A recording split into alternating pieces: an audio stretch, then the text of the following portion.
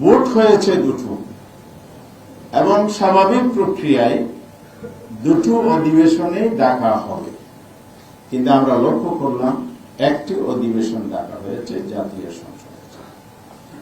শপথের জায়গায় যদি আসি, বর্তমান যারা সরকারে আছেন বিএনপি, ওনাদের সদস্যরা দলীয় সিদ্ধান্তের ভিত্তিতে জাতীয় সংসদের সদস্যের শপথ নিয়েছেন, সংবিধান সংস্কার পরিষদের শপথটা নেন নাই। তাহলে বোঝা গেল আপনারা যে সংস্কারের জন্য ঐক্যমত্য কমিশন অংশগ্রহণ করলেন, জুলাই সনদ তৈরি হলো, সেটা স্বাক্ষর করলেন, আপনারা একই দিনে রেফারেন্ডাম এই যে হানা ভোটের জন্য দাবি করলেন, আবার জনগণকে হা ভোটের জন্য বিভিন্ন জায়গায় জনসভায় বলেছেন। সরকার গঠনের পর আপনারা সেই জায়গায় থেকে ইউটার্ন নিয়েছেন, সম্পূর্ণ বিপরীত অবস্থানে চলে গেছেন, যেটা জাতির সাথে এক ধরনের প্রতারণা বা বিশ্বাসঘাতকতা এবং জাতিকে, দেশের 70% মানুষ যারা হার পক্ষে ভোট দিয়েছে, রেফারেন্ডাম জয়যুক্ত করেছে, তাদেরকে তারা অপমান করলেন। আর প্রধানমন্ত্রী যিনি হয়েছেন, তিনি লিখিত পরামর্শ কি দিয়েছেন এটা আমাদের কাছে স্পষ্ট নয়। সংসদ অধিবেশন দেখার ব্যাপার, ওনার তো দুটি অধিবেশন দেখার জন্য আবেদন করা উচিত ছিল, কারণ শপথ যেহেতু নেন নাই, তাহলে স্বাভাবিক একটা আবেদনই করেছেন। তাহলে জুলাই সনদ বাস্তবায়নে সরকারের যে অনীহা, অসদিচ্ছা প্রতীয়মান হয়েছে, শুধু তা নয়, আগামীকাল 15 তারিখ সংসদের অধিবেশন হবে, 12 তারিখ শুরু হয়ে দ্বিতীয় দিবস, কিন্তু আজ পর্যন্ত সংবিধান সংস্কার পরিষদের কোন অধিবেশন ডাকা হয়নি। এ নিয়ে আমরা উদ্বিগ্ন, আমরা উদ্বেগ প্রকাশ করেছি আমাদের মিটিং থেকে, পুরো দেশবাসীও। সেই জায়গা থেকে আমরা স্পষ্ট করে বলতে চাই, আগামীকাল 30 দিন শেষ হবে পঞ্জিকা দিবস অনুযায়ী, ক্যালেন্ডার দেওয়া হচ্ছে। এর মধ্যে যদি সরকার সংবিধান পরিষদের অধিবেশন না ডাকে বা ডাকার ব্যবস্থা না করে, তাহলে আমরা 11 দল আজকের এই বৈঠকে শীর্ষ নেতৃত্বের সাথে পরামর্শ করে আজকে বৈঠক ডেকেছি। সেই বৈঠক থেকে স্পষ্ট আমরা সিদ্ধান্ত নিয়েছি, এটি সরকারের জন্য আগামী দিনটি শেষ দিন সংসদ অধিবেশন ডাকা, জুলাই সনদে যেন বলা আছে, অবিলম্বে যেন সরকার এই ব্যবস্থাটা নেন, অধিবেশন ডাকার ব্যবস্থা নেন। যদি না নেন, তাহলে আমরা স্পষ্ট বলতে চাই, জাতির কাছে আপনারা ক্ষমা পাবেন না।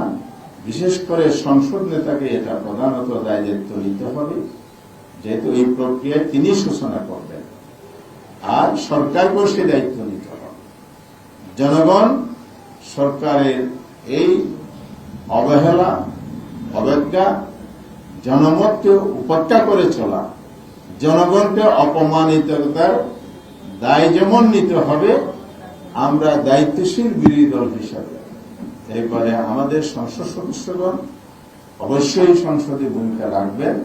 তার পাশাপাশি আমরা এটা সিদ্ধান্ত নিয়েছি, জুলাই সনদ বাস্তবায়নের জন্য যদি দ্রুত ব্যবস্থা না নেওয়া হয়, অর্থাৎ আগামীকালের মধ্যে যদি অধিবেশন ডাকার জন্য উদ্যোগ গ্রহণ না করা হয়, জনগণকে সাথে নিয়ে জনগণের সম্মান, মর্যাদা, আকাঙ্ক্ষা সমুন্নত রাখার জন্যই আমরা রাজপথের আন্দোলনে যেতে বাধ্য হব। এবং খুব সহসাই শীর্ষ নেতৃবৃন্দের বৈঠক দেখে আমরা সেই আন্দোলনের কর্মসূচি ঘোষণা করব এবং জনগণকে সম্পৃক্ত করে জনগণের দাবি, জনগণের ভোটাধিকার যে বাস্তবায়ন করতে হবে, সেই দাবিতে আমরা ঐক্যবদ্ধভাবে রাজপথে নামব ইনশাআল্লাহ। এটি হচ্ছে আজকে আমাদের মৌলিক সিদ্ধান্ত। সে ব্যাপারে আমরা আপনাদের মাধ্যমে দেশবাসীকে অবহিত করছি, আপনাদের মধ্যে সরকারের কাছে আমরা দাবি জানাচ্ছি, আপনাদের মাধ্যমে আমরা দেশবাসীকে আমাদের আগামী দিনের কার্যক্রম আন্দোলন সংগ্রামে সম্পৃক্ত হওয়ার জন্য আহ্বান করছি। আমরা ইতিমধ্যে এই বিরোধী দলের অবস্থানটা ব্যক্ত করেছি। আমাদের বিরোধী দলের নেতা জামাত ইসলামী ডক্টর শফিকুর রহমান ইতিমধ্যে উনি বলেছেন, সংসদে আমরা গঠনমূলক ভূমিকা রেখে সরকার সহায়তা করতে চাই। সরকার যদি সঠিক পথে না চলে তাহলে আমাদেরকে সংসদে সরকারের এই ব্যর্থতা, সরকারের এই অবহেলা এবং দায়িত্বশীলতার পরিচয় না দিলে যেমন আমাদেরকে ভূমিকা পালন করতে হবে, তার পাশাপাশি রাজপথেও আমাদেরকে আন্দোলন গড়ে তুলতে হবে। সে বিষয়ে আমরা আজকে আলোচনা করে এই সিদ্ধান্তে পৌঁছেছি। আপনাদের সবাইকে ধন্যবাদ। সবার উদ্দেশ্যে আজকে আমরা মূল মেসেজ এটাই দিতে চেয়েছি। তার সাথে আরো কিছু প্রাসঙ্গিক বিষয় আছে, যেমন ইতিমধ্যে 6টি সিটি কর্পোরেশনে প্রশাসন নিয়োগ করা হয়েছে। এটা আমরা প্রটেস্ট করেছি।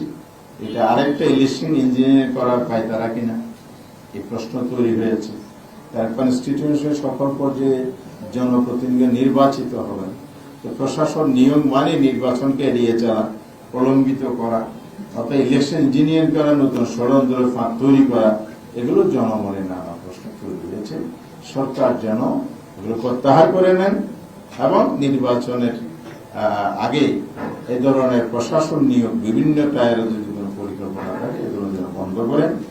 আর ঢালাওভাবে এখন দলীয়করণ হচ্ছে, প্রশাসনিক লগ্ন হচ্ছে, পছন্দ হচ্ছে না।